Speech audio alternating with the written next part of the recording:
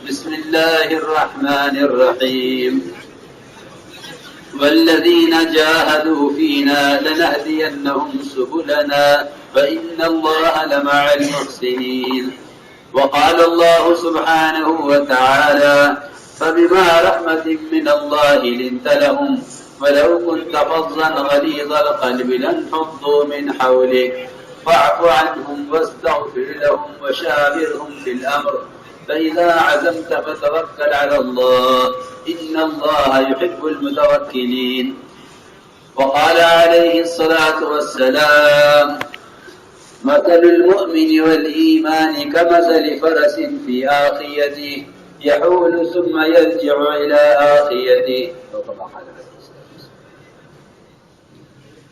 میرا محترم دوستو بزرگو عزیزو، انسان جس لائن کی محنت کرتا ہے اسی لائن کے نتائج اس کو حاصل ہوتے ہیں، اور جس لائن کی انسان محنت کرتا ہے اس لائن کا اس پر مکاشفہ ہوتا ہے۔ اگر محنت ہے دین کی تو دین کی حقیقت اور دین کے فوائد اور دین کے پر اللہ کے وعدے اور دین پر آخرت کی نعمتوں کا یقین کھلے گا۔ اور اگر محنت دین کی نہیں دنیا کی ہے تو دنیا والوں پر دنیا کی چیزوں کی خاصیت کھلے گی۔ اب محنت کرنے والوں کی دو قسمیں ہیں۔ ایک محنت کرنے والی قسم وہ ہے جو محض دنیا کو مقصد بنا کر چلتی ہے، دین کو دنیا کے تابع سمجھتی ہے۔ ایسے لوگوں پر دین کی حقیقت، دین کے منافع نہیں کھل سکتے۔ جیسا کوئی شخص محنت کرتا ہو تجارت کی اور اس پر فوائد کھل جائیں زراعت کے، یہ نہیں ہو سکتا، اس لیے کہ تجارت کی محنت کرنے والے پر تجارت کے ہی فوائد کھلیں گے، زراعت کرنے والے پر زراعت کے ہی فوائد کھلیں گے۔ اس لیے سب سے بنیادی بات یہ ہے کہ ہم اپنی محنت کے رخ کو بدلیں۔ محنت کے رخ کا بدلنا یہ ہے کہ ہمارا طریقہ محنت محمد صلی اللہ علیہ وسلم اور آپ کے صحابہ کے طریقہ محنت کی طرف آئے۔ انبیاء علیہ السلام نے ہمیشہ انسان کو ہی محنت کا میدان بنایا ہے۔ انبیاء علیہ السلام اللہ کی طرف سے انسانوں کی ہدایت کے لیے، انسانوں پر محنت کرنے کے لیے بھیجے گئے ہیں۔ انبیاء علیہ السلام نے چیزوں پر، زمینوں پر، انبیاء علیہ السلام نے مال اور دولت پر، حکومت کے بنانے پر محنت تو دور کی بات ہے، کبھی اس طرف اتفاق اور توجہ بھی نہیں فرمائی۔ اس لیے ان کی محنت سے انسان کی قیمت قائم ہوئی تھی۔ اس زمانے میں انسان سب سے زیادہ اس لیے بے قیمت ہے کہ انسان محنت کا میدان نہیں رہا ہے۔ معمولی چیز پر انسان محنت کرتا ہے، وہ چیز قیمتی بن جاتی ہے۔ اس لیے ہمیں اب اجتماعی طور پر انبیاء علیہ السلام کی دائمی محنت کی طرف اپنے آپ کو متوجہ کرنا ہے۔ اس لیے کہ میرے عزیز دوستوں بزرگوں، انبیاء علیہ السلام کی بعثت کا مقصد اللہ کے بندوں کو اللہ سے جوڑنا ہے۔ جن کے دلوں میں اس کے علاوہ کوئی بھی غرض ہوتی ہے، اللہ ایسے لوگوں سے انبیاء علیہ السلام والا کام نہیں لیتے۔ نبیوں والا کام کرنے کے لیے سب سے پہلے اپنے دل کو دنیاوی اغراض سے خالی کرنا ہوگا۔ اللہ رب العزت دکھلا دیں گے کہ اگر دنیاوی اغراض دلوں میں ہیں تو اللہ ایسے لوگوں سے دین کا کام نہیں لیں گے۔ اس لیے سب سے پہلی بات یہ ہے کہ محمد صلی اللہ علیہ وسلم اور آپ کے صحابہ کی طرح ہمارا ایک ہی مقصد ہو کہ اللہ کے بندے اللہ کے ساتھ کیسے جڑ جائیں۔ اس کام کے لیے انبیاء علیہ السلام کو بھیجا گیا ہے۔ انبیاء علیہ السلام کو خود فرماتے ہیں، آپ نے فرمایا بعثت مبلغا، فرمایا بعثت داعیا، کہ مجھے اللہ کا پیغام پہنچانے کے لیے اور دعوت اللہ کے لیے ہی بھیجا گیا ہے۔ اس لیے میرے عزیز دوستوں اور بزرگوں، ہم اجتماعی طور پر اپنی محنت کے رخ کو بدلیں۔ محنت کے رخ کو بدلنے کی بات یہ ہے، عرض فرماتے تھے کہ سب سے پہلا مقصد دعوت کے ذریعے اپنے یقینوں کو بدلنا ہے۔ اس لیے کہ دعوت کا اصل مقصد کلمہ لا الہ الا اللہ، اس کی حقیقت کا حاصل کرنا ہے۔ اس لیے کہ اللہ کی اطاعت کی اور دین پر استقامت کی جو اصل وجہ اور سبب ہے وہ اصل ایمان ہی ہے۔ علم تو عمل میں رہبری کرتا ہے، لیکن ایمان ہی علم کے مطابق چلائے گا۔ اس لیے ایک حدیث میں دونوں کو جمع کیا گیا ہے، فرمایا من یرید العلم والایمان یؤتہ اللہ، جو علم اور ایمان چاہتا ہے اللہ اس کو عطا فرماتے ہیں۔ اس کام کا سب سے بنیادی مقصد، انبیاء علیہ السلام کی دعوت کا سب سے بنیادی مقصد اپنے یقینوں کا بدلنا ہے، کیونکہ اللہ نے فرمایا وما ارسلنا من رسول الا نوحی الیہ انہ لا الہ الا انا فاعبدون، کہ ہم نے جو بھی رسول بھیجا ہے ہم نے اس کو کلمہ لا الہ الا اللہ کی وحی کی ہے، ہر نبی کو کلمہ لا الہ الا اللہ دے کر بھیجا گیا ہے۔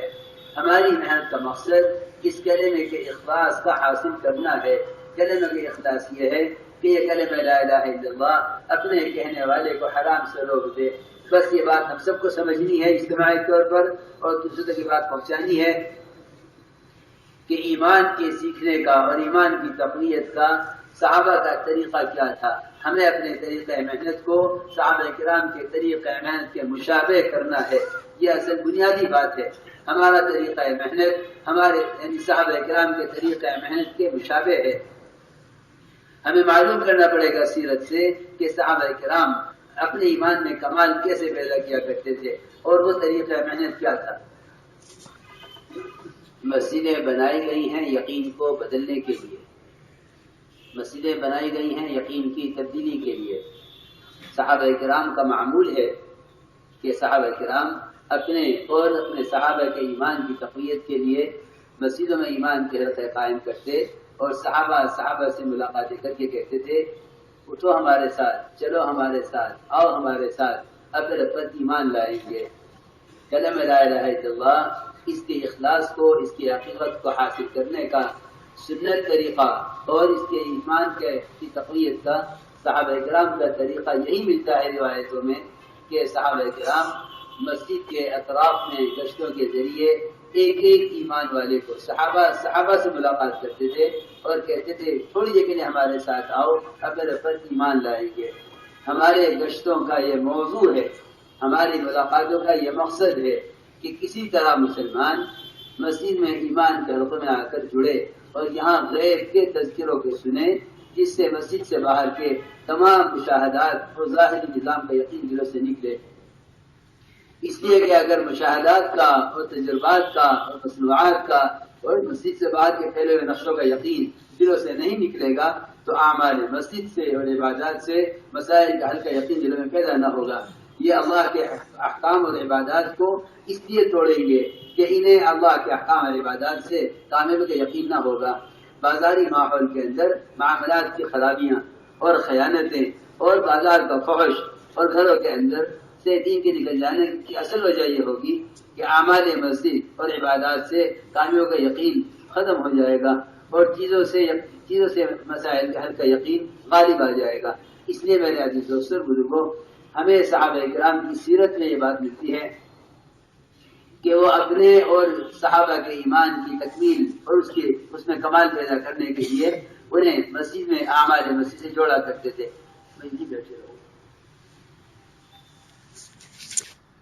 اس طرح ہمیں اپنی مسجدوں کو اعمال مسجد سے آباد رکھتے ہوئے حضرت کی بات میں عرض کرتا ہوں، فرماتے تھے مسجد اعمال کے مجموعے کا نام ہے، باہر کی محنت اس مجموعے کے اعمال سے امت کو جوڑنے کے لیے ہے۔ اس لیے متعدد صحابہ کے گشت سے یہ بات ثابت ہے کہ وہ خوشامد کر کے کہتے تھے، حضرت فرماتے تھے تعال بنا نؤمن ساعۃ، حضرت عبداللہ بن رواحہ فرماتے تھے قم بنا نؤمن ساعۃ، معاذ بن جبل فرمایا کرتے تھے اجلس بنا نؤمن ساعۃ۔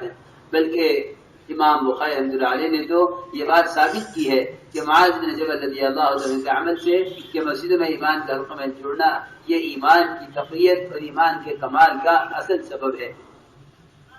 اس لیے آپ سب اللہ سے درخواست یہ ہے کہ اپنی اپنی مسجدوں کو اعمال مسجد سے آباد رکھیں، اس لیے کہ تمام آنے والے فتنے اور اللہ کی طرف سے وہ عذاب مقدر ہو چکا ہے۔ حدیث میں آتا ہے کہ مسجدوں کو آباد کرنے والے کی وجہ سے ٹال دیا جاتا ہے، ہٹا دیا جاتا ہے۔ امت کی تربیت اور امت کی تعلیم اور اللہ کی ذات کے ساتھ تعلق کے پیدا ہونے کی اصل جگہ مسجد ہے۔ یہ ہمارے گشتوں کا موضوع ہے کہ ایک ایک امتی کو دعوت دے کر اعمال مسجد سے جوڑا جائے اور یہاں غیب کے تذکرے سنے جائیں، جس سے دلوں سے اللہ کے غیب کا یقین نکل کر اللہ کی ذات عالی کے ساتھ تعلق پیدا ہو۔ ہمارے گشت کا موضوع ہے، یہ بات آپ سے بار بار کہہ رہا ہوں، یہ ہمارے گشت کا موضوع ہے کہ مسجد کے باہر کی زندگی سے اٹھا کر ایک ایمان والے کو ہمارے مسجد سے جوڑا جائے، اس لیے کہ مسجد کا ماحول یہ دلوں کو کھولے گا ہدایت کے لیے۔ حضرت طفیل بن عمرو دوسی رضی اللہ تعالی عنہ جب مکہ مکرمہ آئے مکے والوں نے کہا طفیل نہ تم محمد سے بات کرنا نہ ان کی بات سننا، جو ان کی بات سنتا ہے وہ ان پر ان کی بات صحیح کی طرح اثر کرتی ہے۔ حضرت طفیل فرماتے ہیں میں اپنے کانوں کو روئی سے بند کر لیا کہ میں آدمی کی بات سننا نہیں چاہتا تھا، لیکن مسجد میں داخل ہوا، حضور اکرم صلی اللہ علیہ وسلم نماز پڑھ رہے تھے، میں مسجد میں داخل ہوا، مسجد میں قدم رکھتے ہی میرے دل نے اندر سے کہا کہ طفیل ان کی بات سننی چاہیے۔ فرماتے ہیں میں نے کانوں سے روئی نکالی اور آپ کی بات سنی اور اسلام قبول کیا، اپنی قوم کو دعوت دے کر 80 خاندانوں کے اسلام میں داخل ہونے کا ذریعہ بنے۔ یہ واقعات ہمیں سمجھانے کے لیے ہیں کہ جس طرح دور نبوت میں اعمال مسجد سے ہدایت تربیت ہوا کرتی تھی، اسی طرح قیامت تک یہی ترتیب قائم رہے گی، اس لیے کہ امام مالک رحمۃ اللہ فرماتے ہیں اس امت کی بازاروں کی اصلاح ہو نہیں سکتی جب تک یہ امت وہ نہ کرے جو امت کے پہلو نے کیا ہے۔ اس لیے ہم اجتماعی طور پر پورے ملک کی مساجد کو اس ترتیب پر لانے کی آپ پوری کوشش کریں کہ ہماری مسجد ملاقات کے دوران عمل سے خالی نہ رہیں۔ 2 ساتھی یا 3 ساتھی مسجد میں چھوڑیں، آنے والوں کا استقبال کریں، آنے والوں کو دعوت دیں، ان کا ذہن بنائیں، تعلیم حلقوں میں جوڑیں، اور باقی ساتھی ملاقاتیں کر کے گھروں سے، بازاروں سے، ہوٹلوں سے، عیاشی کے اڈوں سے، مسلمان جہاں اس حال میں بھی ہے مولانا صاحب فرماتے تھے اس طرح گشت کیا کرو جیسے کسی ڈوبتے ہوئے آدمی کو پانی سے بچا کر باہر نکالا جاتا ہے۔ اس لیے گشت کیا کرو کہ اللہ تعالیٰ کو تمہاری محنت پر رحم آ جائے، اور ایسے خوشامد کرو مخلوق کی کہ مخلوق کو تمہاری کوشش اور خوشامد پر رحم آنے لگے۔ اس طرح ہمیں ایک امتی کو مسجد کے اعمال سے جوڑنا ہے، اس لیے کہ مسجد کے ماحول میں رہنا یہی اللہ کی ذات کے ساتھ تعلق پیدا ہونے کا اصل ذریعہ ہے۔ وقت ثقیف آیا، عرض کیا کہ اسلام تو قبول کریں گے لیکن نماز نہیں پڑھیں گے، زکوٰۃ نہیں دیں گے، دین کی محنت نہیں کریں گے۔ حضور اکرم صلی اللہ علیہ وسلم نے ان کو مسجد کے ماحول میں رکھا، فرمایا کہ یہاں رہنا ان کے دلوں کو اسلام کے لیے نرم کر دے گا۔ بے شمار واقعات ہیں حضرت نے منتخب احادیث میں مسجد کے فضائل جمع کیے ہیں، انہیں غور سے پڑھو۔ حیات الصحابہ کی 3 جلد کے شروع میں اعمال مسجد کو حضرت نے جمع کیا ہے کہ مسجدیں کیوں بنائی جاتی تھی اور صحابہ مسجد میں کیا کیا کرتے تھے۔ میں یہ ساری بات اس لیے عرض کر رہا ہوں کہ اس زمانے میں بیان، تقریر اور نشر و اشاعت یہی صرف ہدایت کے ذریعہ بن کر رہ گئے ہیں۔ حضور اکرم صلی اللہ علیہ وسلم کے زمانے میں یہ سارے ذرائع نہیں تھے بلکہ اعمال مسجد تھے۔ ان اعمال مسجد میں علماء کی صحبت اور مجالس سے اور ایمان کے حلقوں سے اور مسجد میں جمع ہو کر بات کو سننے میں جو فرشتے اپنے پروں سے آسمان تک حلقہ لگا لیتے ہیں، ان فرشتوں کے پروں میں رہنے کی وجہ سے دلوں میں ہدایت کا نور اترتا تھا۔ میں یہ عرض کرنا چاہتا ہوں ہمارے دیش کا یہ موضوع ہے، اسی طرح مسلمان مسجد میں آئے، اس لیے کہ اعمال مسجد یہی اعمال تربیت ہے۔ حضور اکرم صلی اللہ علیہ وسلم نے چور کو مسجد میں باندھ کر رکھا تاکہ اعمال مسجد کے دل میں چوری کی نفرت پیدا کریں۔ آپ نے حضرت ثقیف کو مسجد میں رکھا تاکہ اعمال مسجد ان کے دلوں کے اسلام کے لیے نرم کریں۔ ہمارا کام سیرت کے تابع ہے، ہمارا کام سیرت کے تابع ہے۔ ہمیں ہر قدم پر دیکھنا پڑے گا کہ صحابہ کرام نے اس میں کیا کیا ہے۔ اس لیے میرے دوستوں عزیزوں اس بات کا آپ سب عزم کریں کہ انشاءاللہ ہمیں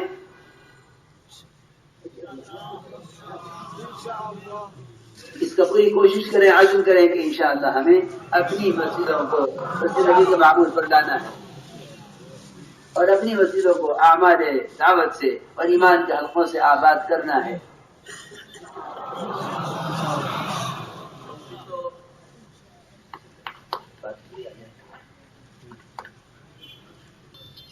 جب اعمال مسجد میں آدمی رکھتا ہے تو پھر اس کا یقین شکلوں سے، چیزوں سے، اسباب سے، حکموں کی طرف پھرتا ہے، اور اگر اس کا وقت اسباب اور شکلوں کے ماحول میں گزرتا ہے تو اس کا یقین عبادات سے ہٹ کر اسباب اور چیزوں کی طرف چلا جاتا ہے۔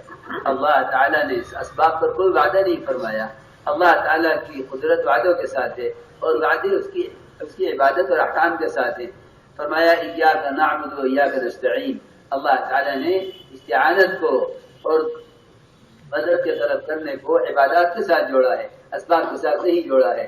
اس لیے اللہ تعالیٰ کی قدرت وعدوں کے ساتھ ہے اور وعدے حکموں کے ساتھ ہے۔ ان وعدوں کے یقین پر عملوں کو لانے کے لیے سب سے پہلا کام یہ ہے کہ اعمال کی طرف دعوت دی جائے اسباب کے مقابلے میں۔ ہم اسباب ترک کرنے کے لیے نہیں کہتے، اسباب کا ترک کرنا کلی طور پر یہ تو فطرت کے بھی خلاف ہے۔ انبیاء اور صحابہ کرام اسباب اختیار کیے ہیں لیکن انہوں نے اعمال کو اسباب پر ایسا مقدم کیا کہ اللہ تعالیٰ نے انہیں اسباب سے مستغنی بھی کر دیا، اور ان کے اسباب میں وہ برکتیں پیدا کی ہیں جن برکتوں کو اسباب میں تصور نہیں کیا جا سکتا۔ ان کے اسباب کم تھے، آمدنیاں زیادہ تھی، ان کے باغات کم تھے، پیداوار زیادہ تھی، ان کے اموال کم تھے، اخراجات زیادہ تھے۔ صحابہ کرام کا واقعات پر غور کرو گے تو معلوم ہوگا کہ یہ اخراجات زیادہ ہیں اور آمدنی کم ہے، کمائی کے اسباب کم ہیں، آمدنی زیادہ ہے، باغات کم ہیں، پیداوار زیادہ ہے۔ بعض صحابہ کا باغات ایسے تھے جو سال میں 2 مرتبہ پھل دیا کرتے تھے۔ صرف وجہ یہ تھی کہ انہوں نے ہر موقع پر عمل کو مقدم کیا ہے سبب پر۔ ہم اسباب ترک کرنے کو نہیں کہتے، بلکہ اعمال کو اسباب پر مقدم کرنے کے لیے کہتے ہیں۔ ایک صحابی نے عرض کیا حضور اکرم صلی اللہ علیہ وسلم سے کہ یا رسول اللہ، میں تجارت کے لیے بحرین جانا چاہتا ہوں۔ فرمایا پہلے 2 رکعت نماز پڑھ لو۔ یہ نہ فرمایا کہ تجارت کرو، کوئی دقت آئے تو نماز پڑھ لینا۔ ہم نماز کو پڑھتے ہیں کسی مشکل کے آنے پر، حالانکہ نماز مقدم ہے اسباب کی اختیار کرنے پر۔ یہاں تک فرمایا، عبداللہ بن مسعود فرماتے ہیں احفظوا حوائجکم علی المکتوبہ، کہ اپنی حاجتوں کو فرض نمازوں کے لیے مؤخر کیا کرو۔ اس طرح عبادات کو اور اعمال کو مقدم کیا جائے اسباب پر یقین کے ساتھ، تو رفتہ رفتہ یقین شکلوں سے اعمال کی طرف پھرے گا۔ اس یقین کی تبدیلی کا نام دعوت ہے، اس یقین کی تبدیلی کی محنت کا نام دعوت ہے۔ اس طرح ہمیں اپنی عبادات میں کمال پیدا کرنا ہے۔ عبادات میں کمال پیدا ہوتا ہے 3 چیزوں سے۔ سب سے پہلی بنیادی چیز تو یہ ہے کہ عبادات کو علم پر پورا لایا جائے، اس لیے کہ جو عمل علم کے مطابق نہیں ہے وہ عمل قابل قبول نہیں ہے۔ جو عمل اللہ کے یہاں قابل قبول نہیں ہے اس عمل پر اللہ کو کوئی وعدہ پورا نہ ہوگا۔ سب سے پہلی بنیادی بات یہ ہے کہ ہر عمل علم کے مطابق ہو، اس لیے کہ علم کے بغیر کسی عمل کا اعتبار نہیں ہے۔ جو فرضیت نماز کی ہے وہی فرضیت علم کی ہے، جو فرضیت ایمان کی ہے وہی فرضیت علم کی ہے۔ کسی بھی عمل کا اعتبار نہیں علم کے بغیر، اس لیے اپنے ہر عمل کو علم کے تابع کرو۔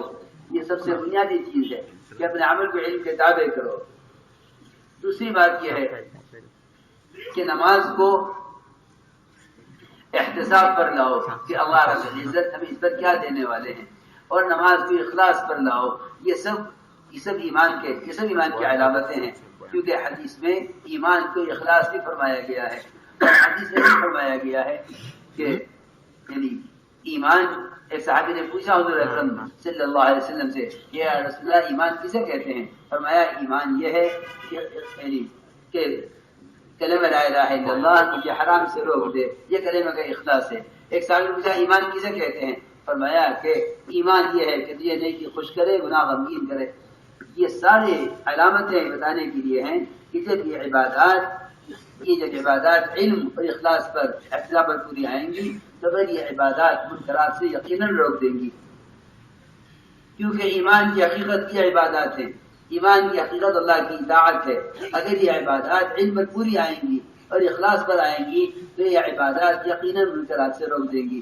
اس لیے ہمیں اپنی نمازوں میں کمال پیدا کرنا ہے، کیونکہ ہمیں دعوت سے کلمہ کا اخلاص چاہیے۔ کلمہ کا اخلاص یہ ہے کہ کلمہ لا الہ الا اللہ یہ ہمیں حرام سے روک دے، اور نماز کا اخلاص یہ ہے کہ نماز منکرات سے روک دے۔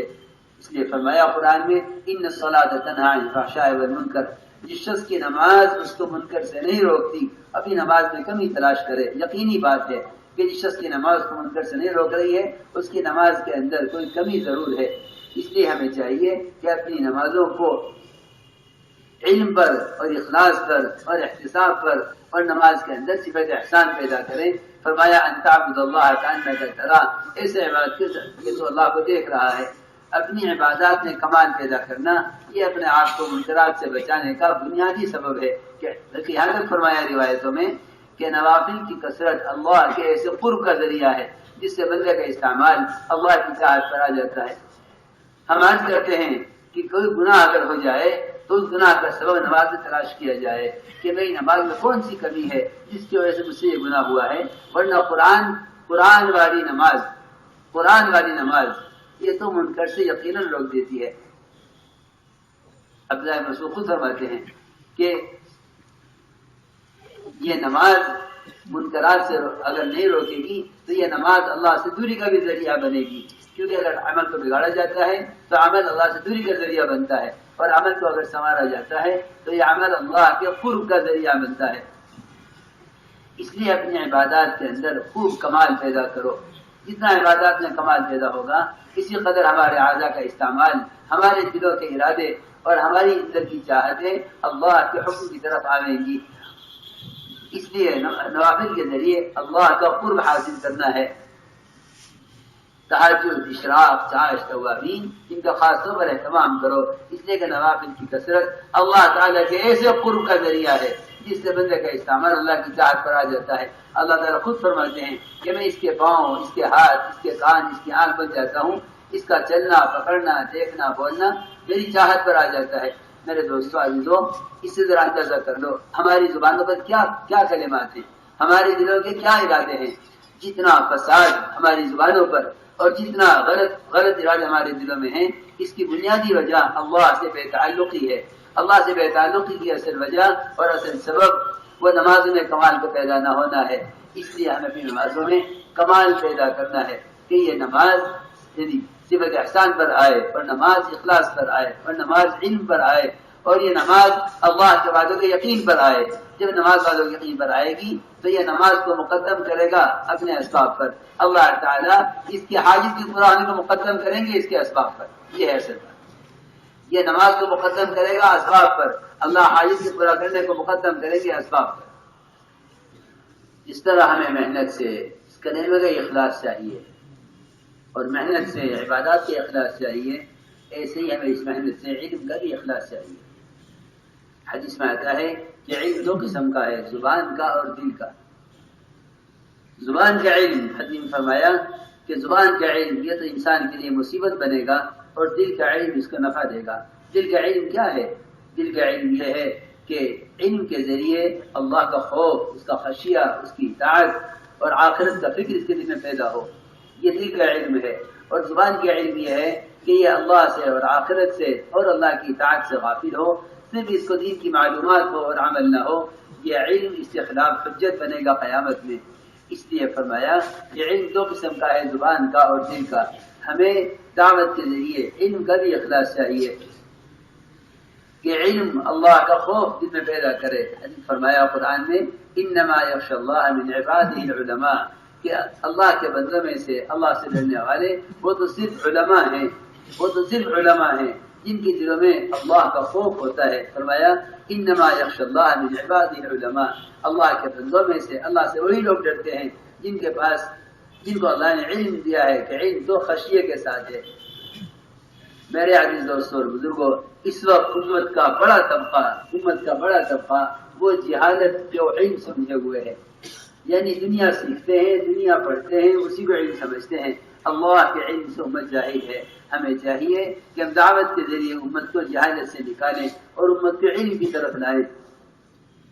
ہمارے کام کا بنیادی مقصد ہے ساری دنیا کے عام انسانوں کو اور ساری دنیا کی بکھری ہوئی امت کو علماء سے جوڑنا، اس لیے کہ علم علماء کی صحبت سے اور علم علماء کی مجالس سے حاصل ہوگا۔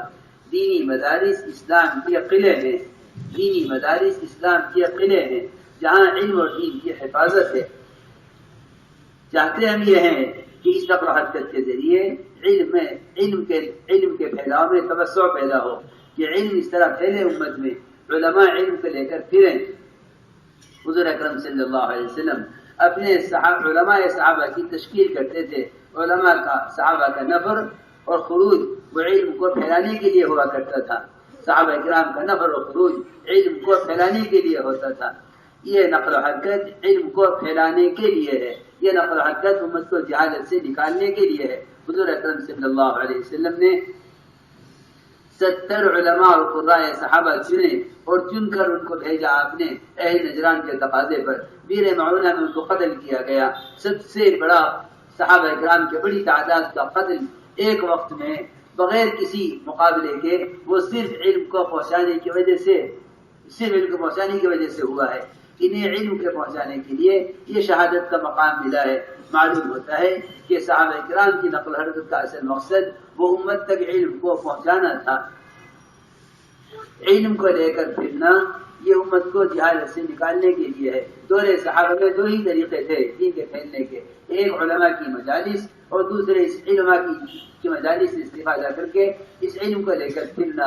یہی دو سبب ملتے ہیں دور صحابہ میں یعنی اسلام کے پھیلنے کے۔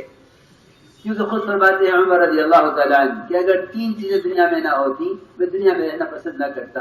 سب سے پہلی بنیادی چیز فرماتے ہیں اللہ کے راستے کی نقل و حرکت، اگر یہ نفر نہ ہوتا تو میں دنیا میں رہنا پسند نہ کرتا، اور اگر علماء کی مجالس سے علم حاصل کرنا نہ ہوتا میں دنیا میں رہنا پسند نہ کرتا۔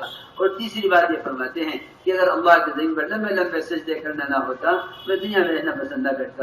گویا عمر کی اس بات میں تین چیزیں بہت بنیادی ہیں، دعوت، عبادت اور تعلیم اور تعلم۔ یہ تین بنیادی چیزیں حتم فرما رہے ہیں، اگر تین کام نہ ہوتے تو میں دنیا میں رہنا پسند نہ کرتا۔ یعنی اللہ کے راستے میں پھرنا، اللہ کے ذمہ لمبے لمبے سجدے کرنا اور علماء کی مجالس سے علم حاصل کر کے اپنے اندر چن چن کر اچھی باتوں کو ایسے پیدا کرنا جس طرح عمدہ کھجوریں چن چن کر کھائی جاتی ہیں۔ حضرت عمر کا قول ہے۔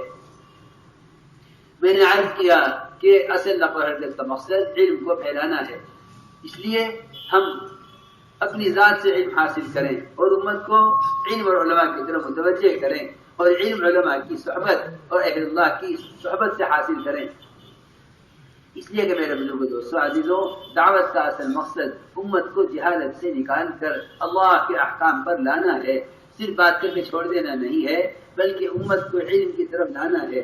یہ ہماری نقل و حرکت کا اصل مقصد ہے، بلکہ اللہ نے قرآن میں بھی یہی فرمایا ہے فَلَوْلَا نَفَرَ مِنْ كُلِّ فِرْقَةٍ مِّنْهُمْ طَائِفَةٌ لِيَتَفَقَّهُوا فِي الدِّينِ کہ ایسا کیوں نہیں کرتے کہ علماء کی ایک جماعت اللہ کے راستے میں نکلے اور علماء کا ایک حصہ یہ اپنے مقام پر رہ کر علم کی خدمت میں مشغول رہے، تاکہ جو طلب لے کر آنے والے ہیں ان کی طلب کو پورا کیا جائے۔ ہم یہ نہیں کہتے کہ علم کو چھوڑ کر نکل جاؤ، بلکہ ہم یہ کہتے ہیں کہ علماء ضرور نکلیں، کہ علماء صحابہ خوب نکلے ہیں۔ معاذ بن جبل رضی اللہ عنہ سید العلماء کہلاتے ہیں، وہ اردو میں مدفون ہیں۔ اس کے علاوہ متعدد صحابہ وہ یعنی مدینہ منورہ سے باہر مدفون ہیں کہ وہ ان کی نقل و حرکت کا اصل مقصد علم کو پھیلانا تھا۔ میں نے عرض کیا کہ اللہ تعالیٰ فرماتے ہیں کہ سب ایک بار کی نہ نکلیں، بلکہ علماء کی ایک جماعت اللہ کے راستے میں نکلیں، ان کے ساتھ نکلنے والے ان سے علم حاصل کریں، ان کے ساتھ نکلنے والے ان سے علم حاصل کریں، اور ان کی نقل و حرکت سے علم امت میں اس طرح پھیلے، ان کی نقل و حرکت سے علم امت میں اس طرح پھیلے جس طرح بادلوں کی نقل و حرکت کے ذریعے بنجر زمینیں سیراب ہوتی ہیں اور ان زمینوں کے اندر کے خزانے اگل کے باہر آتے ہیں، ان زمینوں کی قیمتیں بڑھ جاتی ہیں جن زمینوں پر جا کر یہ بادل برستے ہیں۔ بس میری بات یاد رکھنا، علماء بادلوں کی طرح ہیں اور امت اور جو ہے امت زمین کی طرح ہے۔ حضور اکرم صلی اللہ علیہ وسلم نے اپنی حدیث پاک میں یہ مثال دے کر واضح فرما دیا، فرمایا مثل ما بعثني الله به من الهدى والعلم كمثل غيث كثير۔ آپ اپنے علم کی مثال بادل سے دے رہے ہیں اور امت کی مثال زمین سے دے رہے ہیں، اور علماء کو حضور اکرم صلی اللہ علیہ وسلم اپنا وارث فرما رہے ہیں۔ اس وراثت کا تقاضا یہ ہے کہ علماء علم کو لے کر امت میں پھرے، جس طرح ایک مالدار کے مال کو لے کر غربا میں اور فقراء میں پھرنے سے اس پر مال کے مصارف پھریں گے، اسی طرح علماء کے علم کو لے کر پھرنے سے علماء پر امت پر جو ہے علم کے مصارف پھریں گے کہ امت کے لیے علم کے کیا مصارف ہیں۔ اس لیے میرے دوستوں بزرگوں عزیزوں، میں نے یہ بات اس لیے عرض کی ہے کہ امت جہالت کی طرف جا رہی ہے، یعنی امت سمجھتی ہے کہ دنیا کا پڑھنا بھی علم ہے، حالانکہ علم صرف وہ ہے جو ہم سے اللہ چاہتے ہیں، محمد صلی اللہ علیہ وسلم کے طریقے پر چاہتے ہیں۔ اس لیے ہمیں اس نقل و حرکت کے ذریعے امت کو علم کی طرف لانا ہے، خود ہی اپنی ذات سے علم کا سیکھنا ہے، کیونکہ میں عرض کر چکا کہ کسی عمل کا اعتبار نہیں جب تک وہ علم عمل کے مطابق، جب تک وہ عمل علم کے مطابق نہ ہو، کہ علم عمل کا امام ہے، علم عمل کا امام ہے اور ہمارے سارے اعمال علم کے تابع ہیں۔ اس طرح ہمیں علم کو لے کر پھرنا بھی ہے اور امت کو اس کے نقل و حرکت کے ذریعے امت کو جہالت سے نکالنا بھی ہے۔ علم اور ذکر کا خلاصہ ہے اللہ کی اطاعت اس کے بیان کے ساتھ۔ جس طرح غفلت کی دعائیں قبول نہیں ہوتی، اس طرح غفلت کے ساتھ کیے جانے والے اعمال کے اثرات بھی ظاہر نہیں ہوتے۔ اللہ کے دھیان جمانے کے لیے، اللہ کی ذات سے تعلق پیدا کرنے کے لیے اور اپنے اعمال میں صفت احسان پیدا کرنے کے لیے بنیادی عمل اللہ کا ذکر ہے، بشرطیے کہ اللہ کا ذکر اللہ کے دھیان کے ساتھ کیا جائے۔ علیہ السلام فرماتے تھے کہ جب ذکر کیا کرو تو زبان کو دل کے تابع کیا کرو، اس طرح اللہ کی ذات کے ساتھ تعلق پیدا کرو۔ میرے دوستوں، بزرگوں، عزیزوں، بندوں کے آپس میں اختلافات، آپس کے جھگڑے اور آپس کے ٹکراؤ جب ہوا کرتے ہیں جب اللہ کی ذات کے ساتھ تعلق کمزور ہو جاتا ہے۔ خدا کی قسم آپس کی اختلافات کی اور کوئی وجہ نہیں ہے سوائے اس کے کہ اللہ کی ذات کے ساتھ تعلق کمزور ہو گیا ہے، اس لیے کہ فرمایا ہے کہ جو اپنے اللہ کے درمیان کے معاملے کو درست کر لیتا ہے، اللہ کی اطاعت، اس کے احکام اور اس کے ساتھ محبت اور تعلق بڑھا کر اللہ تعالیٰ اس کے بندوں کے درمیان کے معاملات کو درست فرما دیتے ہیں۔ من اصلح ما بینہ و بین اللہ اصلح اللہ ما بینہ و بین خلقہ۔ ہمیں سب کو اس بات پر متوجہ ہونا چاہیے کہ ہمارے اللہ کی ذات کے ساتھ تعلق کی کمی ہے، جس سے ہمارے مخلوق کے درمیان کے تعلقات بگڑے ہیں۔ اس لیے سب سے بنیادی بات یہ ہے کہ اللہ کے ذکر کا اور اللہ تعالیٰ کے یعنی عبادات اور صبح شام کی تسبیحات کا خوب اہتمام کرو کہ اللہ کی ذات کے ساتھ تعلق بڑھے۔ اللہ کی ذات کے ساتھ تعلق بڑھے گا تو مخلوق کے درمیان کے تعلقات درست ہوں گے۔ اس طرح کی تسبیحات کا اہتمام کریں، صبح شام کی تین تسبیحات، تیسرا کلمہ سبحان اللہ والحمد للہ ولا الہ الا اللہ واللہ اکبر ولا حول ولا قوت الا باللہ العلی العظیم، ایک تسبیح الرشید کی استغفار کی، یہ تین تسبیحات صبح شام اہتمام سے پڑھا کریں۔ جب تک اللہ کی ذات کے ساتھ تعلق نہیں بڑھے گا، اللہ کی مخلوق کے ساتھ تعلق پیدا نہ ہوگا۔ اس لیے میرے دوستوں، عزیزوں، ایک بنیادی چیز اکرام ہے۔ اس اکرام کی حقیقت کو ہمیں حاصل کرنا ہے اس دعوت کے میدان میں۔ اس میں ناگواریاں پیش آئیں گی، ساتھیوں کی طرف سے ناگواریاں پیش آئیں گی، ایسے میں اپنی دلوں کے اندر انتقام کا جذبہ نہ ہو، کیونکہ جس کے دل میں انتقام کا جذبہ ہے وہ اکرام کرنے والا نہیں ہے۔ حضور اکرم صلی اللہ علیہ وسلم کے اکرام پر غور کرو کہ آپ نے ستانے والوں کا اکرام کیسے کیا ہے۔ اس لیے کہ نبی کے نبی ہونے کی علامت ہے، نبی کے نبی ہونے کی علامت ہے کہ جب ان کو زیادہ سے زیادہ ستایا جائے گا تو ان کے دل کے اندر ستانے والوں کے لیے محبت اور زیادہ بڑھے گی۔ جتنا ان کو ستایا جائے گا ان کے دل میں ستانے والوں کی ہدایت کا جذبہ اور بڑھے گا۔ انبیاء علیہ السلام کی یہ صفت ہے، کیونکہ اس راستے میں صبر کے بغیر چل نہیں سکتا۔ اکرام کی حقیقت یہ ہے کہ ستانے والوں کا اکرام کرے۔ ہم اکرام یہ سمجھتے ہیں کہ جو تمہارا اکرام کرے تم اس کا اکرام کرو، نہیں، بلکہ نبوت میں یہ ملے گا کہ جو تمہیں اذیت دے تم ان کا اکرام کرو۔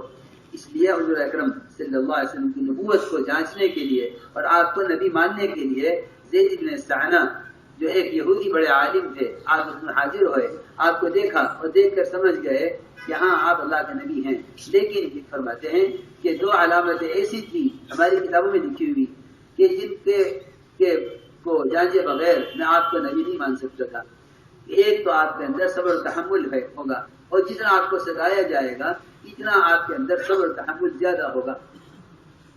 فرماتے ہیں میں نے آپ کی صفت کو جانچنے کے لیے آپ کو مال قرض پیش کیا، آپ نے مجھ سے مال قرض لے لیا، اور اس قرض کی ادائیگی سے 3 دن پہلے زید بن سعنہ نے حضور اکرم صلی اللہ علیہ وسلم کا گریبان پکڑا اور آپ کو دیوار کا دھکا دیا اور آپ سے اپنے حق کا مطالبہ کیا۔ آپ صلی اللہ علیہ وسلم نے بیٹھ کر کوئی جواب نہ دیا، برداشت کر گئے۔ عمر رضی اللہ تعالیٰ تلوار نکال لی، عرض کیا گیا رسول اللہ میں اسے قتل کر دیتا ہوں۔ فرمایا عمر یہ تم نے کیا کیا؟ سب کو غور کرنے کی بات ہے۔ حضور اکرم صلی اللہ علیہ وسلم کا عمل دیکھو کہ آپ نے اپنی حمایت کرنے والوں کو محسن نہ سمجھا، اپنی حمایت کرنے والوں کو ابھارا نہیں، بلکہ آپ نے حمایت کرنے والوں کو دبایا اور یہ فرمایا کہ عمر یہ تم نے کیا کیا کہ اس کو تلوار دکھلا دی؟ تمہیں چاہیے کہ اس کا حق ادا کرو اور مجھ سے کہو کہ میں اس کا حق ادا کروں، اور اس سے کہو کہ طریقے سے مطالبہ کرے۔ عمر اس کو لے جاؤ اور اس کو اس کا حق دو جتنا اس کا حق ہے، اور اس کو 20 ساعت کھجوریں زیادہ دو۔ ہماری یہ تعلیم ہے، لقد کان لکم فی رسول اللہ اسوۃ حسنہ۔ صبح سے آیت پڑھی جا رہی ہے، آخر اس کا کیا مطلب ہے؟ اس کا مطلب یہ ہے کہ کہ حضور اکرم صلی اللہ علیہ وسلم کے عمل کو دیکھو کہ آپ ستانے والوں کے ساتھ کیا معاملہ کرتے تھے۔ ابو بکر صدیق رضی اللہ تعالی عنہ ایک مشرک کی گالیاں سنتے رہے، برائی سنتے رہے، حضور اکرم صلی اللہ علیہ وسلم کھڑے رہے، لیکن ابو بکر رضی اللہ ایک بات کا جواب دے دیا، آپ پیچھے پھر کر چل دیے۔ حضرت بکر نے فرمایا کہ یا رسول اللہ آپ کیوں جا رہے ہیں؟ میں نے ایک بات کا جواب دے دیا، آپ چل دیے۔ آپ نے فرمایا کہ ابو بکر جب تک تم خاموش تھے فرشتے جواب دے رہے تھے، جب تم بول پڑے تو فرشتے جانے لگے، تمہیں بھی جانے لگا۔ یہ اللہ کی مدد جا رہی ہے تو ہمیں یہاں نہیں کرنا چاہیے۔ اتنی عجیب بات ہے، میں عرض کرتا ہوں کہ کسی کی بات کا جواب وہ دے گا اور کسی سے انتقام وہ لینا چاہے گا جو اپنی طاقت کو ملائکہ کی طاقت سے زیادہ سمجھے گا، جو اپنی طاقت کو ملائکہ کی طاقت سے زیادہ سمجھے گا وہ صبر نہ کرے گا۔ کیونکہ ابو بکر رضی اللہ عنہ بول پڑے تو آپ تو فرشتے جانے لگے، تو فرشتے جانے لگے تو آپ بھی جانے لگے۔ ابو بکر نے فرمایا کہ میں نے اتنی باتیں اس کی سنی، میں خاموش رہا، آپ کی میں کسی بات کا جواب نہ دیا اور آپ کھڑے رہے، میں نے ایک بات کا جواب دیا تو آپ چل دیے۔ آپ نے فرمایا اے ابو بکر جب تک ملائکہ جواب دے رہے تھے میں جو ہے تم خاموش تھے، ملائکہ جواب دے رہے تھے، جب تم بول پڑے تو ملائکہ جانے لگے، جب ملائکہ جانے لگے تو اللہ کی مدد جانے لگی، جب اللہ کی مدد جانے لگی تو میں بھی چل دیا۔ یہ ہمارے لیے نمونہ ہے یہ چیزیں۔ تو میں نے عرض کیا کہ زید بن ثانہ نے حضور اکرم صلی اللہ علیہ وسلم کو ستایا، آپ نے فرمایا کہ عمر ان کو 20 سا کھجوریں زیادہ دینا، ان کو زیادہ دی گئی۔ کہنے لگے مجھے کھجوریں زیادہ کیوں دی جا رہی ہیں، میرا حق تو پورا ہو گیا۔ عمر نے فرمایا میں نے آپ کو تلوار سے قتل کی دھمکی دی تھی، اس لیے اللہ کے نبی نے حکم دیا ہے کہ آپ کو 20 سا کھجوریں زیادہ دوں۔ زید بن ثانہ نے اسی پر کلمہ پڑھا اور عرض کیا اشہد ان لا الہ الا اللہ واشہد ان محمد رسول اللہ، کلمہ پڑھ کے اسلام میں داخل ہوئے۔ عمر نے فرمایا زید تم نے عالم ہوتے ہوئے اللہ کے نبی کے ساتھ یہ جہالت کی حرکت کیوں کی ہے؟ حضرت زید کہنے لگے کہ عمر میں آپ کے تحمل کی صفت کو جانچنا چاہتا تھا۔ میرے دوستو عزیزو، یہ اختراعات، نبوت کی لائن کی اختراعات ہر کام کرنے والے پر آمین، ہر کام کرنے والے پر آمین، نبوت کی اختراعات ہر کام کرنے والے پر آمین۔ یہ کام نبوت والا کام ہے، اس کام کے کرنے والوں کو ان تمام تکالیف کے اور ان تمام مشقتوں کے اور ان تمام ناگواریوں کے نمونے خدا کی قسم پیش آنے ہیں جو صحابہ رضی اللہ علیہ وسلم کو پیش آ چکے ہیں۔ جو صبر کرے گا اور اجتماعیت کے ساتھ چلے گا اللہ اس سے کام لیں گے، اور جو بے صبر ہو کر اختلاف کرے گا اللہ کی ذات بہت مستغنی ہے۔ اللہ کو انبیاء کی دعوت اور عبادت کی ضرورت نہیں ہے، ہمارے آپ کی محنت کی بھی اللہ کو کوئی ضرورت نہیں ہے۔ اللہ نے صحابہ سے فرما دیا ان تتولوا یستبدل قوما غیرکم، اگر تم کام نہیں کرو گے ہم دوسروں کو لائیں گے اور ہم ان سے کام لیں گے، وہ تمہاری طرح نکمے نہیں ہوں گے۔ ہمیں سب کو اللہ سے ڈرنا چاہیے، اجتماعیت کے ساتھ، اور کام کی ترتیب جس طرح عرض کی جاتی ہے اس ترتیب کے اعتبار سے اجتماعیت کے ساتھ ہمیں ہر ایک کا اکرام کرتے ہوئے، اس لیے کہ میں اکرام کا نمبر بیان کر رہا ہوں۔ اکرام کا مطلب یہ ہے کہ اختلاف کے زمانے میں اکرام نہ چھوڑو، اس لیے کہ اختلافات اکرام سے ختم ہوتے ہیں، اختلاف کے ساتھ بے اکرامی ہوتی ہے تو اختلافات بڑھتے ہیں۔ اس لیے ہمیں چاہیے کہ ہر ایک کا اکرام کرتے ہوئے نظام الدین کی ہدایات کے مطابق پورے ملک میں کام انشاءاللہ ہونا ہے۔ آپ سب اجتماعیت کے ساتھ چلیں، ایک دوسرے کا اکرام کرتے ہوئے چلیں، کسی کی بے اکرامی نہ ہو، کسی کو رسوا نہ کیا جائے، کسی کی بے اکرامی نہ کی جائے، سب کا اکرام کرتے ہوئے جس طرح ہدایات دی جاتی ہیں اس کے مطابق انشاءاللہ ہمیں کام کرنا ہے۔ اس لیے میں نے عرض کیا کہ ہمیں اکرام کی جو مشق ہوگی وہ اذیتوں میں اور ناگواریوں میں اذیت دینے والوں کا اکرام کرنا اکرام کی مشق ہے، اذیت دینے والوں کا اکرام کرنا اکرام کی مشق ہے۔ اللہ رب العزت جب نئے قرآنوں کا اکرام کرتے ہیں، جب پرانے نائروں کی برداشت کرتے ہیں، اللہ رب العزت اس کے ذریعے تربیت اور ترقی کے راستے کھولتے ہیں۔ وائل ابن حجر آئے شہزادے سے، حضور اکرم صلی اللہ علیہ وسلم نے ان کو معاویہ کے حوالے کیا، جن کو دین سکھانا تمہارے ذمہ ہے۔ معاویہ رضی اللہ تعالیٰ عنہ گھوڑے پر جو ہے ننگے پیر تھے، پہلے وہ جوتے بھی نہیں تھے، وائل ابن حجر کے پاس گھوڑا تھا۔ حضرت معاویہ نے کہا گھوڑے پر سوار کر لو، فرمایا میں بادشاہ ہوں تم فقیر ہو، میرا سوار نہیں ہو سکتے۔ حضرت معاویہ نے کہا اپنے جوتے مجھے دے دو، گرمی لگ رہی ہے، پیر تپ رہے ہیں، زمین گرم ہے۔ فرمایا کہ نہیں، کوئی بادشاہ کے جوتے فقیر پہنے مناسب نہیں ہے۔ اللہ کی شان حضرت معاویہ کو تو تخت و تاج مل گیا اس صبر کرنے پر، اور رائے ابن حجر حاضر ہوئے، اندر آنے کی اجازت چاہیے۔ حضرت معاویہ نے فرمایا اے بھائی یہ بتاؤ تمہارا گھوڑا بہتر تھا میرا تخت بہتر ہے آج؟ دیکھو میرے دوستوں عزیزوں، اگر پرانے نئے لوگوں کی بات کو برداشت کر لیں گے تو اللہ رب العزت پرانوں کو ترقی دیں گے اور نئے لوگوں کی تربیت فرمائیں گے۔ یہ ہے اصول اس کام کے، اس لیے ہمیں اختلاف میں نہیں پڑنا ہے، بلکہ اختلاف کرنے والوں کی احترام کرو، اور جو ہدایات نظام الدین سے دی جاتی ہیں کام کی، ہمیں اس کے مطابق میں شروع سے میں نے عرض کر دیا کہ مسجد میں ایمان کے حلقوں کا آغاز کرنا، اور اس اعتبار سے الحمدللہ ہماری جماعتیں آپ کے یہاں آ رہی ہیں، مستقیم کام کر رہی ہیں۔ اس سے پہلے بھی آپ ہدایات یہ دی جا چکی ہے، پچھلے سال بھی الحمدللہ اجتماع ہوا، پورے مجمع میں ہدایات دی گئی، سارے ملک کو معلوم ہے کام کی ترتیب کیا ہے۔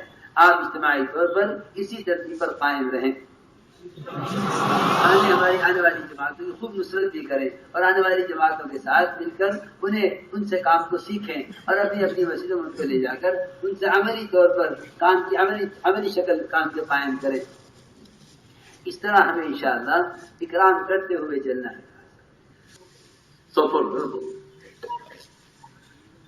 کام اللہ کی مدد سے ہوگا، یہ تو کوئی شک نہیں ہے۔ انبیاء علیہ السلام بھی اللہ کی مدد کے محتاج ہیں، لیکن اس اللہ کی مدد اور نصرت کے کیا اسباب ہیں؟ کہ اللہ کی نصرت اور مدد کا سب سے بنیادی سبب اجتماعیت ہے۔ اللہ کی مدد اور نصرت کا سب سے بڑا سبب اجتماعیت ہے۔ ید اللہ علی الجماعہ، یہ فرمایا کہ اللہ کی مدد جماعت کے ساتھ، اور جماعت کسے کہتے ہیں؟ جماعت اس کو کہتے ہیں کہ اگر ایک مقتدی ہے ایک امام ہے تو دیکھنے والے کہتے ہیں کہ جماعت ہو رہی ہے، اور اگر 1,00,000 مقتدی ہیں کوئی امام نہیں ہے تو یہ افراد ہیں، جماعت نہیں۔ یہ امامت اور نماز، امام اور ماموم مل کر جماعت ہوتی ہے، امام اور مقتدی سے جماعت ہوتی ہے۔ اس لیے ہمارے اجتماعیت کی جو اصل بنیادی چیز ہے وہ مشورہ ہے۔ ہم مشورے کو اجتماعی عمل بنائیں۔ مشورے کے اجتماعی عمل بننے کا مطلب یہ ہے کہ تمام ساتھیوں کا آپس میں باہم مشورہ ہو، مشورے کو اجتماعی بناؤ، اور مشورے کی اجتماعیت یہ ہے کہ مشورے والے فیصلے پر مجتمع ہو جائیں۔ مشورے کی اجتماعیت یہ ہے کہ فیصل پر ساتھی مجتمع رہیں، اس کی تنفیذ میں مجتمع رہیں، یہ ہے اصل، اس پر اللہ کی مدد آتی ہے۔ اس لیے مشورہ بڑا اجتماعی عمل ہے۔ اللہ نے قرآن مشورے کو نماز کے ساتھ بیان کیا ہے، الذین استجابوا لربهم واقاموا الصلاۃ وامرهم شورى بینہم۔ یہاں زکوٰۃ کا، جہاد کا، روزے کا، حج کا کوئی ذکر نہیں ہے، یہاں فرمایا ہے کہ ایمان والے نماز قائم کرتے ہیں اور آپس میں مشورہ کرتے ہیں۔ نماز کے ساتھ مشورے کو بیان کرنے کا اصل مقصد یہ تھا کہ تمہارے مشورے کا ایک ذمہ دار ہونا ضروری ہے، اس طرح نماز میں ایک امام کا ہونا ضروری ہے۔ تو مشورے میں اس طرح شرکت کرو اہتمام سے جیسے سارے کام چھوڑ کر نماز کے لیے آتے ہو۔ ایک آدمی کا اپنے اسباب کو چھوڑنا پڑتا ہے نماز کے لیے، اس طرح مشورے کے لیے اپنے تقاضوں کو چھوڑ کر مشورے کے لیے آؤ۔ جو مشورے کے لیے جتنے مجاہدے سے آئے گا اللہ رب العزت اس کے مجاہدے پر اس پر امور مشورہ کھول دیں گے، کیونکہ اللہ نے اپنے راستے کے طور پر امور کے ہدایت کے کھلنے کا وعدہ فرمایا ہے۔ لنہدینہم سبلنا فرمایا، ہمارے ایسا فرماتے تھے، سبل فرمایا، سبیل نہیں فرمایا، یعنی خیر کی ساری راہیں کھلیں گی ان پر جو اس دعوت کے کام میں جس کام کے لیے جو قربانی دیں گے، یا قربانی دے کر گشت میں آئیں گے ان پر دین کی بات کھلے گی، یا قربانی دے کر مشورے میں آئیں گے ان پر امور مشورہ کھلیں گے، یا قربانی دے کر نماز کے لیے آئیں گے اللہ رب العزت انہیں عبادات کے ذریعے کے مسائل کو حل فرمائیں گے، یعنی جس لائن کا مجاہدہ ہوگا اس لائن کی حقیقت کھلے گی۔ اس لیے ہم نے عرض کیا کہ مشورہ، یہ بات سب سنے اچھی طرح کہ ساری دنیا کے مشورے نظام الدین کے مشورے کے تابع ہیں۔ آپ حضرات اپنے اپنے صوبوں میں، اپنے اپنے علاقوں میں، پھر اپنے مرکز میں، یہاں بھی پورا مشورہ نظام الدین کے ہدایات اور وہاں کے مشورے کے تابع ہو کر رہے۔ ہر امر کو براہ راست نظام الدین سے پوچھا جائے، بلکہ اب تو ہم یہ بھی چاہتے ہیں کہ آپ حضرات جو ہے کوئی تاریخ دے کر کے نظام الدین پورا ملک آیا کرے. اس طرح دوسرے ممالک آتے ہیں، انشاءاللہ ہم غور کریں گے، آپ کی شورا کے ساتھ بیٹھیں گے، ابھی آپ کی پروفیسر کے ساتھ بیٹھیں گے، اور یہ ہمیں سوچا ہوا ہے کہ جس طرح دوسرے ممالک کے اندر نظام الدین آتے ہیں، آپ حضرات کی کوئی تاریخ آپ اپنے مشورے سے طے کریں گے، آپ حضرات کے لیے آپ حضرات نظام تشریف لائیں، تاکہ سال میں کم سے کم ایک مرتبہ آپ حضرات کا پورے ملک کے اعتبار سے اجتماعی طور پر، اس لیے کہ امریکہ، افریقہ، Indonesia, Malaysia, Singapore, Sri Lanka, کوئی ملک ایسا نہیں ہے الحمدللہ اجتماعی طور پر نظام الدین نہ آتا ہو. آپ حضرات بھی عزم کریں کہ انشاءاللہ، اور یہ نہ کہے کہ ویزا نہیں ملتا، ویزا اللہ دیں گے.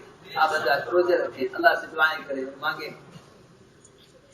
پوری کوشش کریں اس ماحول میں آنے کی. حاجی دعا صاحب ماشاءاللہ بار بار فرماتے ہیں کہ میوات جاؤ، میوات کے ماحول میں وقت لگاؤ، میوات کے ماحول میں وقت لگاؤ.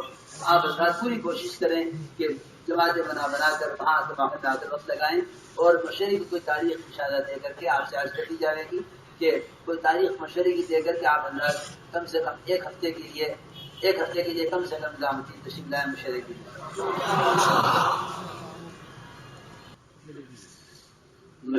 لیے. مشورے پر اللہ کی مدد کب آئے گی اور مدد کب اٹھ جائے گی، اس کو بھی سمجھنا چاہیے.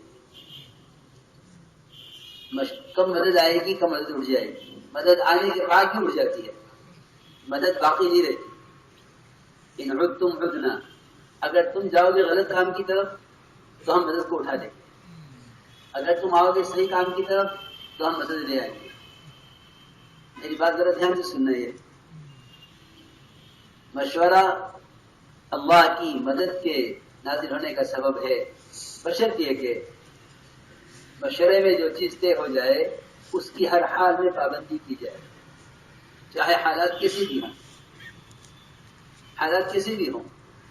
جو چیز مشورے میں طے ہو گئی ہے اس کی پابندی کی جائے، چاہے حالات کیسے بھی سخت آئیں. حضور اکرم میں اس کی مثال دیتا ہوں. حضور اکرم صلی اللہ علیہ وسلم نے احد کے موقع پر مشورہ کیا. یہ پورا قصہ دھیان سے سننا ہے اور اس کا پورا ترجمہ کرنا ہے. احد کے موقع پر آپ نے مشورہ کیا اور آپ نے مشورے کو وسعت دی، سب سے رائے دی کہ احد کے موقع پر مشرکین سے مقابلہ ہے، مدینہ منورہ میں رہ کر مقابلہ کریں یا مدینے سے باہر نکل کر مقابلہ کریں. تو صحابہ کی رائے یہ ہوئی کہ باہر نکل کر مقابلہ کریں. بہادر آدمی باہر نکلتا ہے، تو ہم کیوں مدینے میں رہ کر مقابلہ کریں، باہر نکلیں. میں عرض کرتا ہوں کہ رائے میں اختلاف ہو سکتا ہے، لیکن جب کسی بات کے بارے میں رسول یا امیر رائے دینے کے بعد فیصلہ کرتے، اس فیصلے کے بعد اپنے دل میں رائے کا باقی رکھنا یہ دل کو ایمان سے خالی کر دینا ہے. صاف فرمایا فلا وربک لا یؤمنون حتی یحکموک فیما شجر بینہم ثم لا یجدوا فی انفسہم حرجا مما قضیت ویسلموا تسلیما. کہ امیر مشورہ جو فیصلہ کر دے، اس کے فیصلے کے بعد اپنے دل میں کوئی رائے باقی رکھنا، یہ ایمان یہ نفاق ہو سکتا ہے، ایمان نہیں ہو سکتا. میں اس کی مثال دیتا ہوں. یہ بات پوری میری بات یاد رکھیے، لکھ کر رکھ لیجیے اور اسی کو غور کیجیے کہ یہ مدد اور نصرتیں کیوں نہیں ہیں اور آئی ہوئی مدد کیوں اڑ گئی ہے، اس کو سمجھنا چاہیے. چنانچہ آپ نے مشورہ کیا اور مشورے میں وسعت دی، سب سے رائے دی. منافقین کا سردار عبداللہ بن ابی بن سلول، اسی بھی رائے دی. تمہاری کیا رائے؟ اس نے کہا ہماری رائے تو یہ ہے کہ ہم مدینے میں رہ کر لڑیں گے. باقی صحابہ کی رائے تھی کہ ہم مدینے سے باہر نکل کر لڑیں گے. رائے میں اختلاف ہوا کرتا ہے. بعض صحابہ کی بھی رائے تھی کہ مدینے میں رہ کر لڑیں گے. لیکن حضور اکرم صلی اللہ علیہ وسلم تیار ہو کر نکلے میدان کے لیے. جب آپ باہر نکل آئے میدان کے لیے تو آپ کے عمل سے فیصلہ ہو گیا. اب سب کے ذمہ یہ تھا کہ سب آپ کے ساتھ ہو جاتے،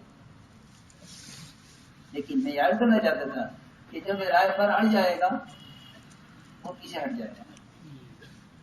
چنانچہ عبداللہ بن ابی بن سلول اس نے کہا نہیں، ہمارے رائے تو وہی جو پہلے تھی. عبداللہ بن ابی نے یہ کہا آپ سے کہ کیونکہ میری رائے پر عمل نہیں ہوا اس لیے میں آپ کے ساتھ نہیں جاؤں گا، میں ساتھ نہیں جاؤں گا کیونکہ میری رائے پر عمل نہیں ہوا. ہماری رائے پر عمل کرو گے تو ہم آپ کا ساتھ دیں گے، ہماری رائے پر عمل نہیں کرو گے تو ہم ساتھ نہیں دیں گے. یہ عبداللہ بن ابی نے کہا. وہ توجہ سننے کی بات ہے. چنانچہ عبداللہ بن ابی نے کہا میرا ساتھ کون دے گا؟ یہ گروپ بن گیا. 300 آدمی عبداللہ بن ابی کے ساتھ ہو گئے. صحابہ 1000 تھے، 1000 میں سے 300 کم ہو گئے، صرف 700 رہ گئے. ایک آدمی رائے پڑ گیا تو 300 آدمی اس کے ساتھ ہو گئے. باقی صحابہ آپ کے ساتھ نکل گئے تھے. 700 صحابہ رہ گئے صرف. دشمن کا جو ہے تعداد مشرکین کی 3000، صحابہ 700. لیکن اس تعداد کے کم ہونے کی وجہ سے مدد نہیں رکی، مدد آئی. 700 کو بھی اللہ نے غالب کیا 3000 تک. چلے یہ 300 ٹھہر گئے کہ ہم نہیں ساتھ دیں گے کیونکہ ہمارے رائے پر عمل نہیں ہو. یہی ہے روایت. اسی طرح ہے عبداللہ بن ابی نے یہی کہا کہ ہم ساتھ جائیں، ہم آپ کو ساتھ دیں گے بشرط کہ ہماری بات مانیں. اپنی بات کے منوانے پر اصرار نہیں ہونا چاہیے ورنہ وہ اکیلا رہ جائے گا. چنانچہ عبداللہ بن ابی 300 کو لے کر ٹھہر گیا مدینے میں. 700 صحابہ نکلے. جب نکلے میدان میں تو مقابلہ ہوا. اللہ نے صحابہ کی مدد کی، مشرکین کو شکست ہوئی. صحابہ کی مدد ہوئی، مشرکین کو شکست ہوئی. لیکن اس میدان احد میں ایک پہاڑ کے اوپر چھوٹا سا مورچہ 50 صحابہ کا جبل رومات پر. آپ نے فرمایا ان سے کہ تم اپنے امیر کی اطاعت کرنا. عبداللہ بن جبیر کو وہاں امیر بنایا. فرمایا ان کی اطاعت کرنا، یہاں سے مت ہٹنا، تمہیں یہاں رہنا ہے. چاہے ہم پتہ ہو ہمیں تب بھی یہاں سے مت ہٹنا، اور اگر ہمیں شکست ہو جائے، روایت میں یہاں تک ہے کہ پرندے ہمارا گوشت کھا رہے ہوں، ہماری لاشیں پڑی ہوئی ہوں میدان میں، لیکن تم پہاڑ سے مت ہٹنا. آپ یہ فرمائیں. جب صحابہ کرام مال غنیمت سمیٹنے میں لگے اور مشرکین بھاگ گئے تو اس چھوٹی سی جماعت میں جس میں 50 آدمی تھے، صرف 50 آدمی، صرف روایت میں بخاری شریف میں بڑی تفصیل سے لکھا ہے، ان 50 میں اختلاف ہو گیا. امیر صاحب نے کہا کہ میں اجازت نہیں دوں گا اترنے کی کیونکہ اللہ کے نبی کا حکم ہے. صحابہ نے کہا کہ نہیں، وہ تو پہلے کا حکم تھا، اب نہیں ہے. کہ نہیں، مجھے یہ حکم ہے، چاہے پتہ ہو مسلمان کو جا شکست ہو، یہاں سے نہیں ہٹنا ہے. 40 صحابہ نہیں مانے، نیچے اتر گئے. وہاں 10 رہ گئے. مشرکین اس راستے سے آئے، مشرکین اس راستے سے آئے اور آ کر انہوں نے ان 10 کو قتل کیا. اور مشرکین میدان میں آئے. صحابہ کو کوئی خبر نہیں تھی کیا ہو رہا ہے. صحابہ مال غنیمت تقسیم کرنے میں سمیٹنے میں لگے ہوئے تھے، مال غنیمت سمیٹنے میں لگے ہوئے تھے. پیچھے سے آ کر حملہ کیا مشرکین. وہ سارا میدان مسلمانوں کے ہاتھوں سے واپس گیا. ادھر ہو گیا. من بعد ما اراکم ما تحبون، صاف فرمایا اللہ نے قرآن میں، جو فضا تم چاہتے تھے وہ تمہیں مل چکی تھی، مگر تمہاری 700 کی جماعت صحابہ کی، ان میں سے 40 صحابہ نے نافرمانی کی. صرف 40 نے. 700 کے مقابلے میں 40 بنتے ہیں تقریباً 5%. 5% نے نافرمانی کی. اللہ نے پورا میدان لے کر مشرکین کے حوالے کر دیا اور مسلمانوں کو شکست دی. یہ میں عرض کرنا چاہتا ہوں.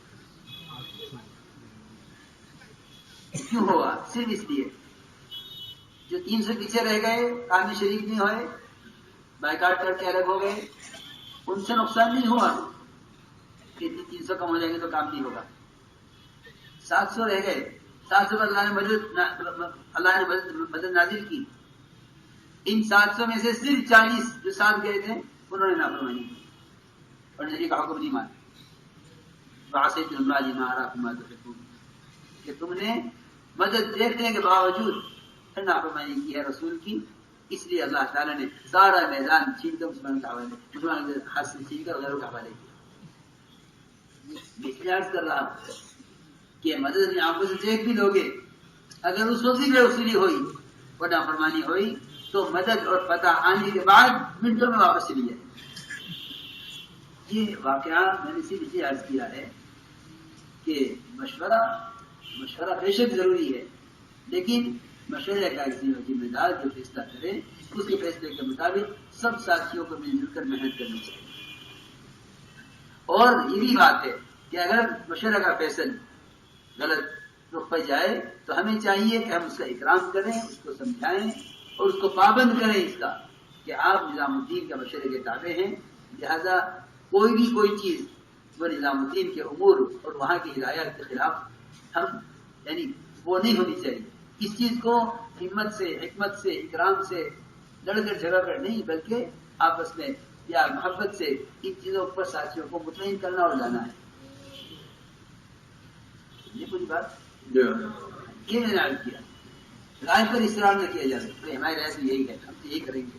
اس سے اختلاف پیدا ہو کر اختلاف پیدا ہو جاتا ہے. اس لیے اپنی رائے پیش کریں اور رائے اس طرح دینی چاہیے جیسا نماز کے امام کو لقمہ دیا جاتا ہے.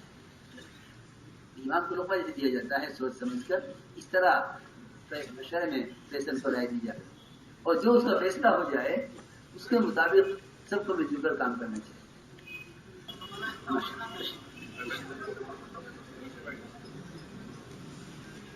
اس کا بھی عزم کرو کہ ہمیں انشاءاللہ قربانیوں سے آگے بڑھنا ہے. اس راستے میں آگے بڑھنے کا سبب وہ صرف قربانیاں ہیں. سارا عالم وہ ہماری محنت کا میدان ہے. بھائی بات سنیں دھیان سے. কথা শুনুন ভাই, চুপচাপ নীরবে কথা না বলি এখন, যে বলা হবে পরে পরে পরে. سارا عالم ہماری محنت کا میدان ہے. آپ سب عزم کریں کہ انشاءاللہ اس دین کی دعوت کو لے کر سارے عالم میں جانا ہے، کیونکہ ایک ایک امتی سارے عالم کا ذمہ دار اور ساری کی ساری امت ایک امتی کی ذمہ دار ہے. اس امت کے ذمے آپ صلی اللہ علیہ وسلم کی نیابت میں یہ دعوت کا کام اس امت کے ذمے کیا گیا ہے. اس لیے حدیث میں فرمایا کہ پوری دنیا میں بکھرے ہوئے مسلمان ایک قسم کے اعضاء کی طرح ہیں. پوری دنیا میں بکھرے ہوئے مسلمان ایک قسم کے اعضاء کی طرح ہیں. اگر پیر کا انگوٹھے میں زخم ہو تو پورا بدن اس سے بے چین ہونا چاہیے. اس کا مطلب یہ ہے کہ اگر امریکہ میں، یورپ میں، افریقہ میں رہنے والا ایک مسلمان نماز چھوڑ رہا ہے تو ساری دنیا کے اور سارے بنگلہ دیش کے مسلمان اس ایک مسلمان کے لیے بے چین ہوں. اس حدیث سے یہ معلوم ہوتا ہے کہ ساری دنیا میں بکھرے ہوئے مسلمان ایک قسم کے اعضاء کی طرح ہیں. اگر ایک آدمی کے پیر میں زخم ہوتا ہے اور اگر ناخن ٹوٹ جاتا ہے تو پوری رات نیند نہیں آتی، پورے بدن کو بخار ہوتا ہے ایک زخم کی وجہ سے. اس طرح ہمیں سمجھنا چاہیے کہ پوری دنیا میں بکھرے ہوئے مسلمان ایک قسم کے اعضاء کی طرح ہیں. اس کا مطلب یہ ہے کہ ہم سارے عالم کے لیے فکر کریں، دعائیں بھی کریں اور اپنی جان اور مال کو پورے عالم میں دین کو زندہ کرنے کے لیے اپنی جان اور مال کو اس راستے میں کھپائیں.